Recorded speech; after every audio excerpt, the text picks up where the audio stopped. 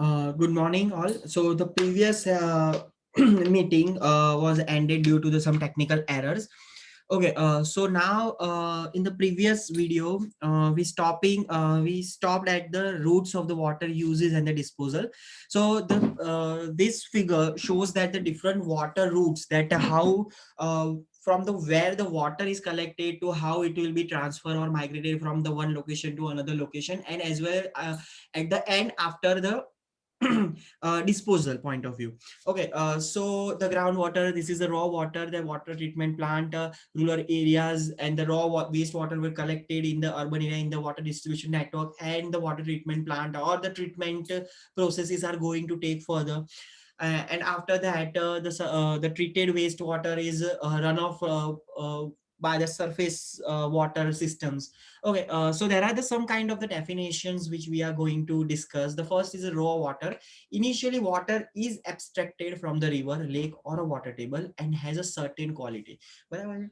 So the raw water, it is initially abstracted from the river, lake, or water table, and has a certain quality. So it has a certain kind of impurities and the residues which are available, but it is acceptable in the acceptable limits.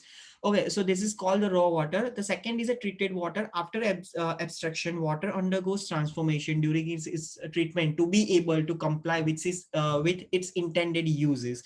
So the raw wastewater, the water after being used undergoes a new transformation in its quality and become a liquid waste.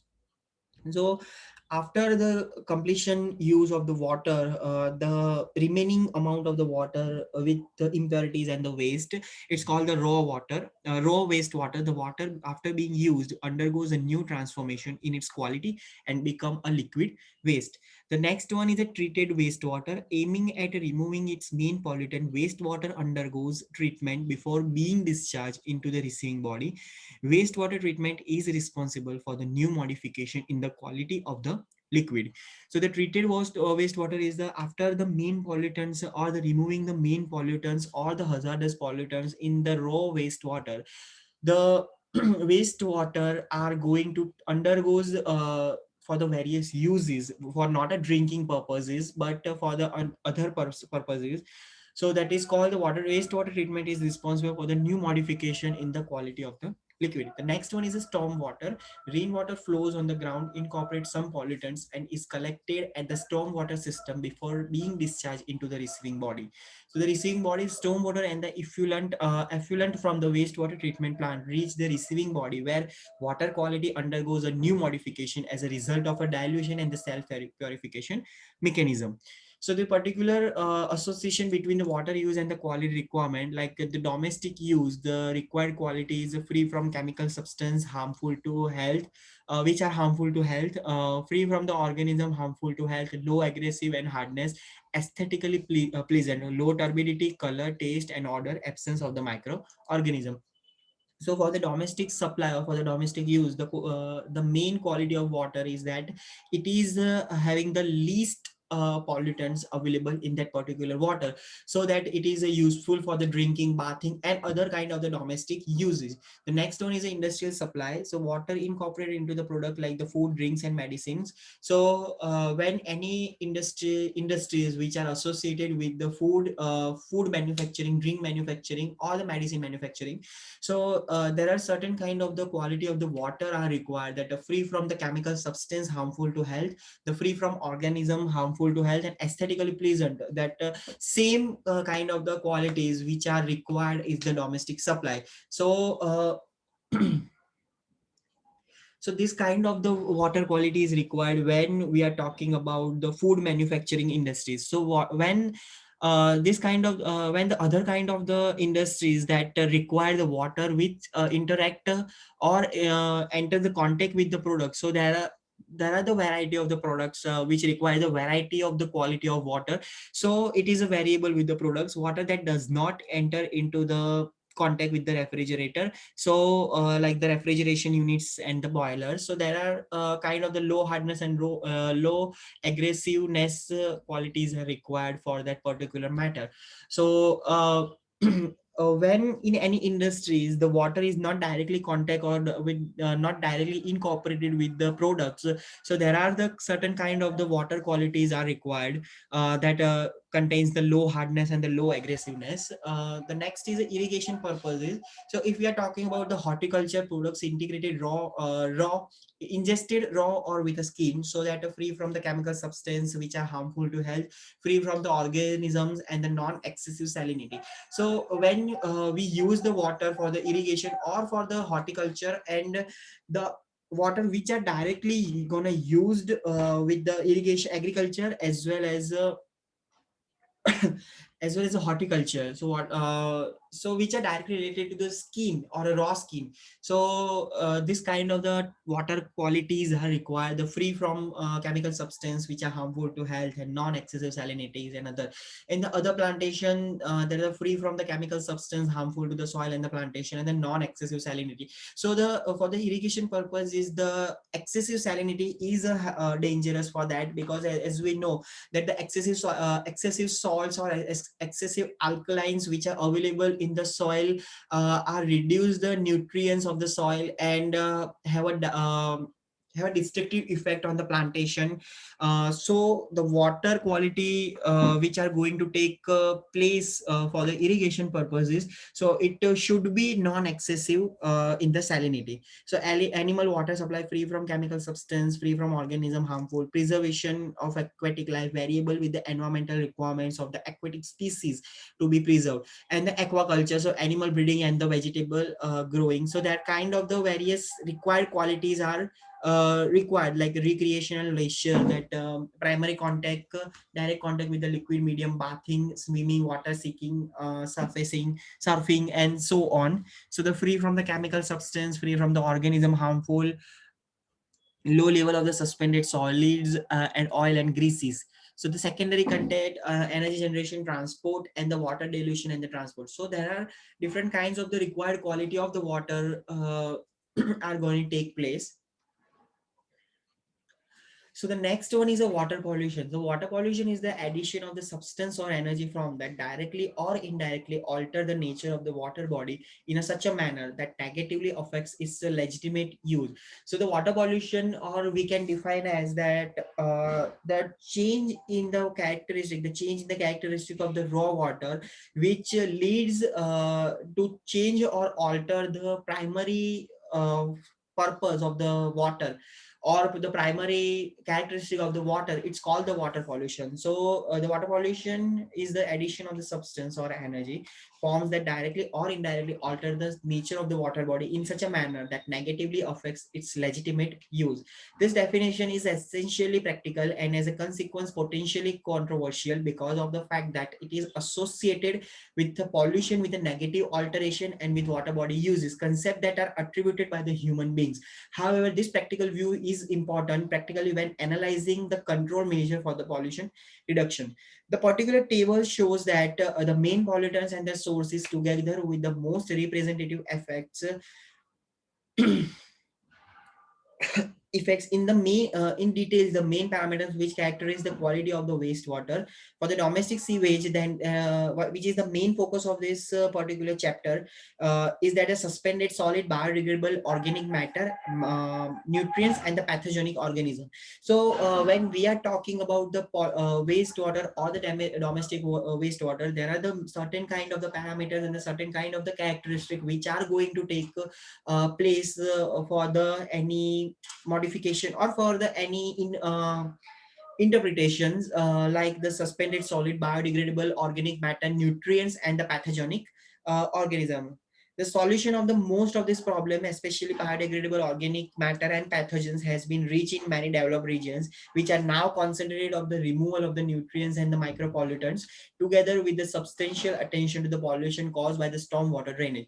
In the developing regions, the basic pollution problems still need to be dealt with and the whole array of the pollutants need to be tackled. However, because of the scarcity of the financial resources in this region, priority need to be set, and those the gross pollution of by organic matter and the contamination by the pathogens are likely to be deserved higher attention. Naturally, each region has its own specificities, and this need to be taken into account when the setting of the priorities. Also, from the table, it is seen that it is a very difficult to generalize industrial wastewater because of its variability from the process to process and from the industry to industry.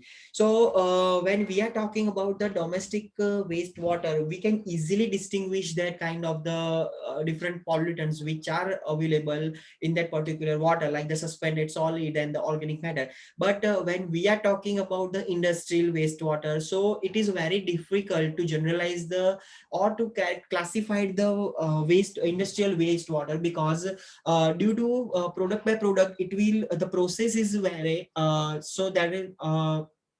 So there is a different kind of the need which are required at the different stages of the every product manufacturing or every product development. So from the process is varying, so that the pollutants are available in the variety of the nature for the industry. So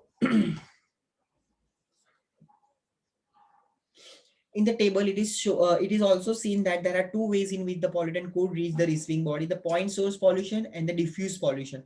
So what is a point source pollution? In point source pollution, the pollutants reach the water body in points concentrated in the space. Usually the discharge of a domestic and industrial wastewater generates a point source pollution, since the discharge are through outfalls. So in the point source pollution, that due to the outfalls, the waste the contaminated water are reaching the surface body, and it will be get polluted due to that phenomena. So in the diffuse pollution, the pollutants enter the water body distributed at the various location along its length. This is the typical case of the storm water drainage, either in the rural area or in the urban area. So in the diffuse pollution, when the water are run off from with the help of the surface or with the help of the gravity, it will contaminate or it will collect the residual pollutants which are available at the different kind of the surfaces. So in the diffuse pollution, the main reason of the diffuse pollution is the storm water drainage, and there are the high chances of the pollution occur due to the storm water drainage. So there is a different two types of this point source pollution. Different types of the pollution. The one is a point source pollution, and the second is a diffuse pollution. Okay, so in the next chapter, the wastewater characteristic. Okay, so in the wastewater sewerage, there are the three methods: the collection, the treatment, and the disposal. So the collection, we can say that from the domestic uses or the for the industrial area, we collect the water sewage. Okay, so wastewater sewerage are collected from that particular location. There are the different kinds of the methodologies which are used for the collection of the water sewage. After the collection stage, there are the second, the treatment phase. In the treatment phase, in the treatment phase, we can say that there are the different kind of the aerobic and anaerobic processes are going to take place to reduce the contamination level of the sewage. And after completion or after the treating the particular water, the third and the last stage is a disposal. Either it is a disposed in the land, or we can say that if we can reduce the contamination at a greater efficiency, so we can use that particular treated water in the day-to-day life, like not for the drinking purposes but for the cleaning and another purposes. So the wastewater sewage is accompanied by the following main alternatives. First is the off-site sewage, and second is the on-site sewage. So in the off-site sewage, there are the two types: the separate sewage system and the combined sewage system. So what is a combined and what is a separate system? We can see in this chapter. In the various countries, a separate sewage system is adopted, which separates storm water from the sewage, both being transported by the independent pipeline system. Okay. So in the various countries, the stormwater drainage as well as the sewage drainage are different. So it can be transported independently with the help of the pipeline. In this case, in principle, stormwater does not contribute to the wastewater treatment plant. In other countries, however, combined sewage system is adopted, which directs sewage and the stormwater together into the same system. In this case, the pipeline have a larger diameter to transfer not only the sewage flow but mainly the rainwater, and the design of the wastewater treatment plant has to take into consideration the corresponding fraction of rainwater that is allowed to enter the treatment works. In countries with a warm climate during the dry season, sewage flows slowly in the large diameter pipes, leading to a long retention time, which allow decomposition and the generation of the malodor. In this book, focus is given to the separate sewage system, analyzing only the three components is listed above. However, the principle of the design of a combined sewage system based on the dry weather flow are the same. So, in the warm climatic countries like India, if we design the combined sewage system which contains the stormwater as well as the sewage water, so in that particular warm climate or in the summer season, the water is deposited in that particular larger diameter pipes, and due to that deposition, the generation of the malodors and the famines and the mosquitoes are going to take place, on the fall order are going to take place. So in the warm climate like India, there are the different kind of the facilities or the separate kind of the facilities are going to take place, that one pipeline is contain the storm water and the other pipeline is contain the domestic as well as the industrial wastewater. So this is kind of the figure that shows the on-site sewerage and the off-site sewerage. So in any urban areas, we generally seen that the off-site sewerage, which having a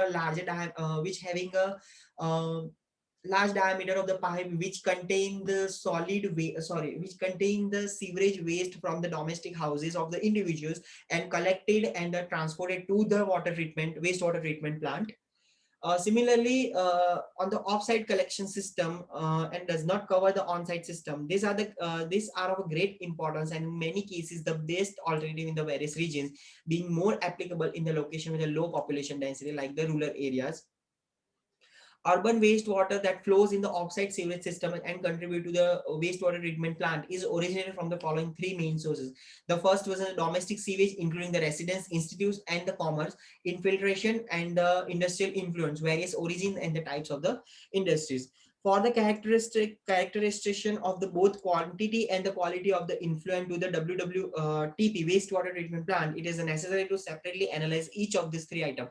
So we can prioritize that what kind of the pollutants are available in the domestic, in the infiltration, and in the industry. So just take a 1 minute break, and after that we will continue with the domestic wastewater. So just 1 or 2 minute break that we going to take place.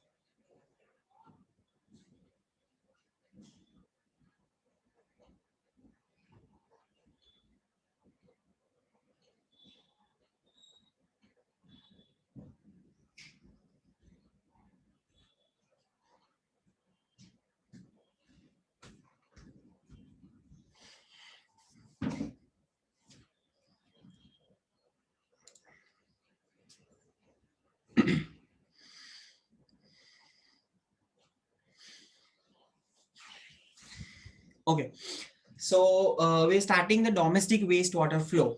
Okay, so the preliminaries, the concept of domestic flow encompasses the sewage originating from homes as well as the commercial activities and institutions that are normally components of the locality. More expressive values are originating from the significant point sources must be computed separately and added to the global value. Normally, domestic sewage flow is calculated based on the water consumption in the respective locality. The water consumption is usually calculated as a function of the design population and of a value attributed for the average daily per capita water consumption. It is important to observe that for the design and operation of the sewage treatment works, it is not sufficient to consider only the average flow. It is also necessary to quantify the minimum and the maximum flow rate because of the hydraulic and the process reasons. So in the preliminaries, we are talking about the domestic pollutants or the domestic wastewater pollutants. So there are the different kind of the attributes which are going to take place, for the domestic purposes, what are the population ranges are available in that particular regions, and what are the average daily per capita water consumption of that population.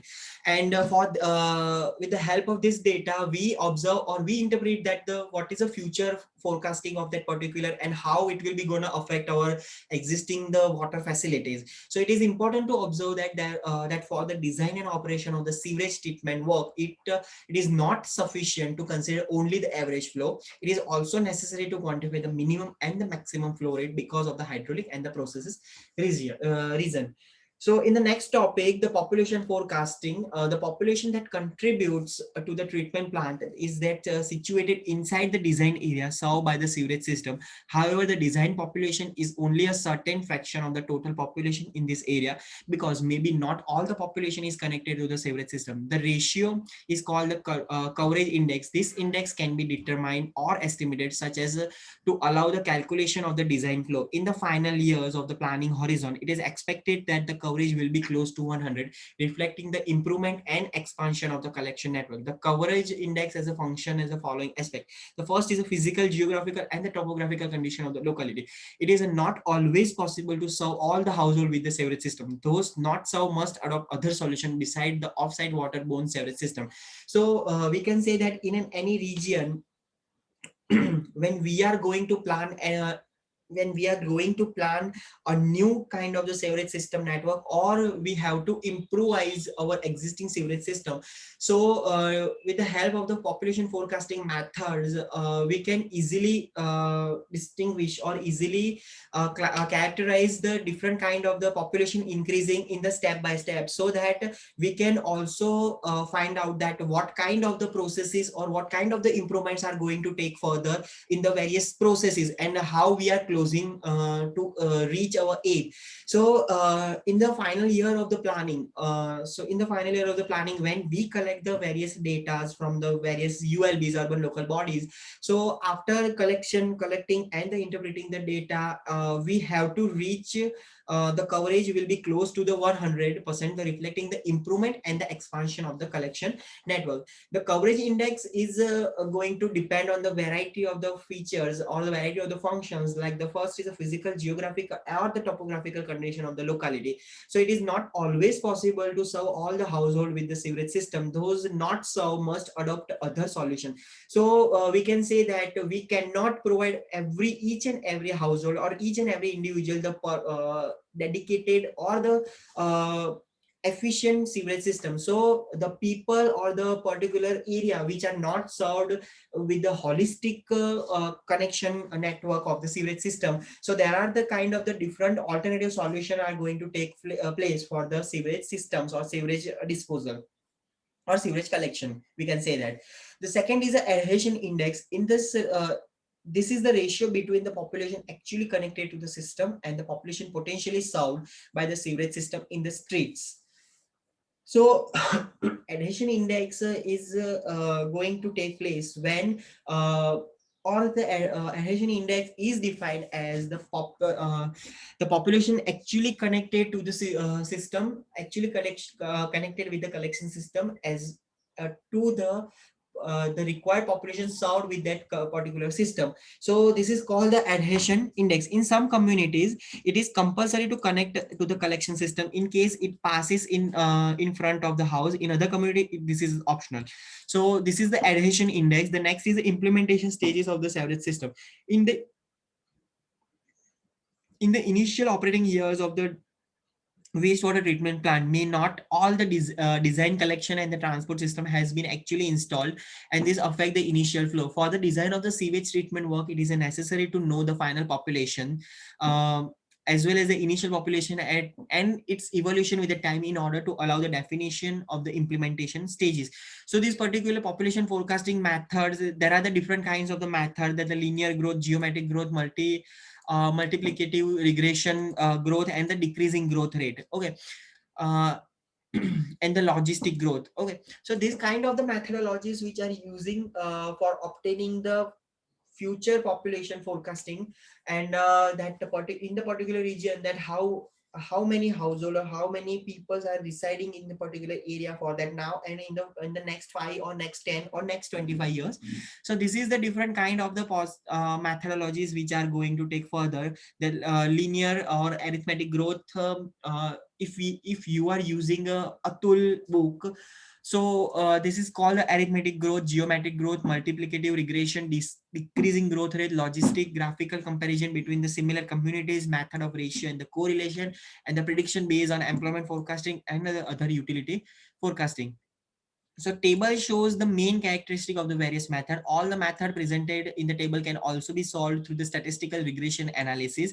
Either it is a linear or a non-linear. So in the regression, like I can say that the regression analysis is a vast area that if you are talking about any kind of the statistical model, each and every model are equated with the help of the regression analysis. Either it is a water treatment connection system, either we can say that the urban transportation system, either we can say that it is a traffic facility, or any kind of the facility which are going to take equated with the help of the regression analysis. Either it is linear or a non-linear. Okay, so linear means that it is a kind of a uniformity are going to take in our data set, but we can say that the linear kind of the linear data set are least available for any kind of the facility, because we know that there is a randomness in each and every data set. The non-linear regression analysis are much more helpful rather than the linear regression analysis. Such methods are found in a many commercially available computer programs. Wherever possible, it is always based to adopt a regression analysis that allows the incorporation of the largest historical data series instead of 2 or 3 points, such as the algebraic method presented in the table. The result of the population forecast must be coherent with the population density in the area under analysis. The population density data are also useful in the computation of flow and loads resulting from a certain area or a basin within the town. When making a population forecasting, the following points must be taken into consideration. The population studies are normally very complex. All the variables that could interact in the specific locality under the study must be analyzed. Unexpected events can still occur, which can completely change the predicted trajectory of the population growth. This emphasizes the need to establish a realistic value for the planning horizon and for the implementation stages of the wastewater treatment plan. The mathematical sophistication associated with the determination of the coefficient of some forecast equations loses its meaning if it's not based on the parallel information, often non-quantifiable, such as a social, economical, and the geographical and the historical aspect. The common sense of the analyst is very important in the choice of the forecast and in the interpretation of the result. Even though the choice of the method is based on the best fit with the census data, the extrapolation of the curve require the perception and the caution. So there are the different kind of the population forecasting method which we gonna take a little discussion on that how it will be gonna work and what kind of the data sets are required. So the first one is a graphical comparison. The method involves the graphical fitting of the past population under study. The population data or other similar but larger towns are plotted in the manner that the curve coincide at the current values of the population of the town under study. This curve are used as a reference for the forecast of the town under study. So in this method, the past population data are fitted in the form of the graphical pattern. The population data of the other similar but a larger town are plotted in a manner like let's take an example. We have to develop a kind of the wastewater treatment plant for the Vadodara city, like we are talking about that with the help of the graphical comparison. So for that study, we take two or more than two cities which are larger than our study city or the study area. So the population graph are going to take place and which are fitted in the graphical format in the following sheet. And with the help of this graphical comparison or graphical representation, we can surely see that if this kind of the facilities are going to take place or are available in the larger town, so this kind of the facility are also effectively used or effectively implemented for that particular our study area. But there are the different kind of the limitations are available, that we have said that the population forecasting or the growth of the population are not linear in any nature. So there are the different kinds of the parameters, like the social, economical, culture, as any other financial, economical, this kind of the parameters are going to largely influence the increase or growth of the population in that particular area. So when we are comparing one data set to another data set, or we are comparing the larger town data set to our study area data set, so we surely get a reference point or a reference information about that. But for the finalizing or for the planning phase, the graphical comparison method is not suitably for that kind of, because there are the high chances of the fluctuation of the resulting for the one town and for the other another town. Okay, so this is called the graphical comparison. The second is a ratio and the correlation. It is assumed that the town population follows the same trend of the region in which it is inserted. Based on the census record, the ratio town population or the region population is calculated and the projected for the future years. The town population is obtained from the population forecast for the region and the calculated ratio. So next is a forecast of employment and the utility services. The population is estimated using a job prediction based on the past population data and the people employed. The job population ratio is calculated and the projected for the future years. The town population is calculated for the forecast of the number of jobs in the town. The procedures is similar to the ratio method. The same methodology can be adopted from the forecast of the utility services such as electricity, water, telephone, etc. The service utility companies normally undertake the studies of forecast and the expansion of the service with relative reliability. So this is a typical population density as a function of a land use. So this is not useful.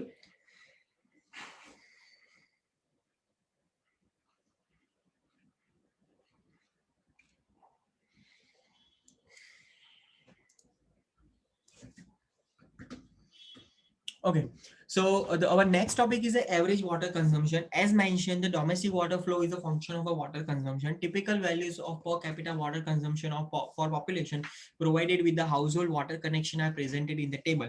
These values can vary from the locality to locality. Table present various factors that influence water consumption. The data listed are simply typical average values being naturally subjected to all the variability resulting from the factors, like rural settlement with the population range is less than 5,000, so the per capita water consumption is 90 to 140. So for the India, our daily population or uh, per capita water consumption is 135 liter per inhabitants. Okay, so on an average Indian, you consume 135 liters for the day for the drinking, bathing, cleaning, and each and every thing. Okay, so rather than the, if we are talking about the different countries or the different countries patterns, that USA, the person or for average individual person in the USA, the per capita consumption is residing 350 to 450 liter per capita, liter per inhabitants per day. So for the Indian individual, our water consumption ratio is much lower than the another developed countries of the world. So the factors that influence the water consumption, the first is the water availability. In the location of water shortage, the consumption tend to be less. The second is the climate. Warmer climate induce a greater water consumption. Community size. Large cities generally present a larger per capita water consumption to for account for storage, strong commercial and institutional activities. Economic level of the community. A higher economic level is associated with a higher water consumption. Level of industrialization, industrialized location present a higher consumption. Metering of household consumption, metering in inhabitants greater consumption. Water cost, a higher cost reduced consumption. Water pressure, high pressure in the distribution system induce great use and the wastage. And the system losses, loss in the water distribution network imply the necessity of the greater water production. So this is the different influencing factor. So for the G2 examination, this kind of the question are going to take place, like what is the water consumption, and what is the influencing factor that which affect the water consumption of a particular region for the individuals or for the inhabitants. So this is the kind of the graph which going to take place. Like this graph shows that the per capita municipal income into per capita water consumption. So the per capita income is high, there are the chances of the water consumption is also high.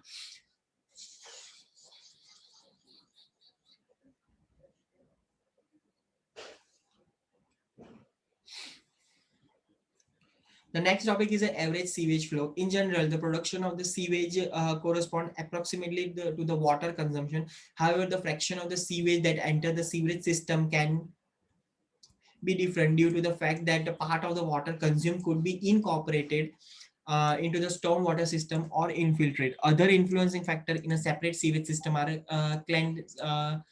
clandestine sewage connection to the stormwater system, clandestine connection of stormwater into the separate sewage system, and the infiltration. The last point is covered separately in the section.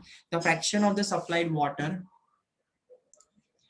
The fraction of the supplied water that enters the sewage system in the form of the sewage is called the return coefficient. Typical values vary between 60% and 100%, and the value of 80% is usually adopted.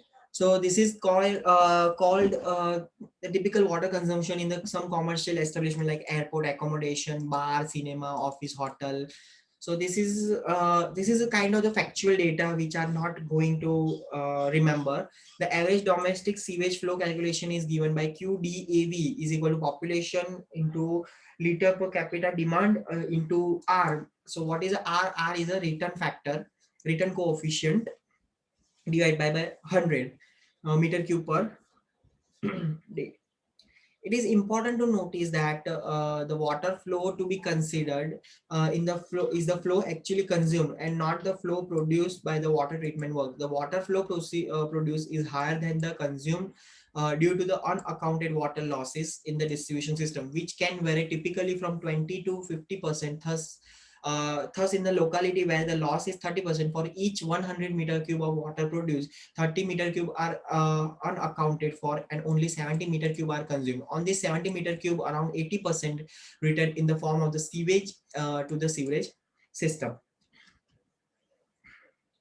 The next one is a flow variation, maximum and minimum flow. Water consumption and wastewater generation in a locality vary throughout the day, during the week, and throughout the year. Figure presents the typical hourly influent flow rate variation in the wastewater treatment plant. Two main peaks can be observed: a peak at the beginning of the morning and the peak at the beginning of the evening.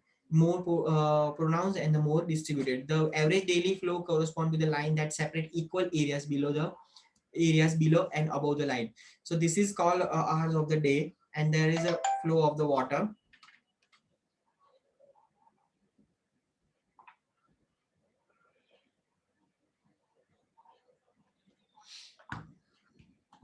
The following coefficients are frequently used to allow the estimation of the minimum and the maximum water flow. K1 is equal to 1.2 peak coefficient for the day with the highest water consumption.